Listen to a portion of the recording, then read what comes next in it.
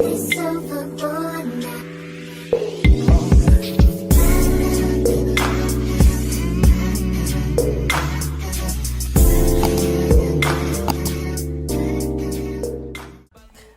make some Haitian epis. It's the first thing you need before you make any Haitian meal. Want to know how? I got you. First things first, you're going to add 2 cloves, your thyme, your onions, your parsley, your bell peppers, as well as your Scotch bonnet. I didn't use any yellow or orange, but that's okay. I then went ahead and put 2 maggies and a little bit of oil, a little bit of water. Add some black pepper, a little bit of salt, and I squeezed half a lime.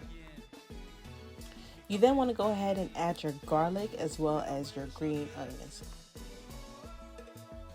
I blend that up for a good 15 seconds, and there you have it, guys. Easy Haitian epis. You guys will not miss if you have this. Let me know if you guys ever used it. Bye.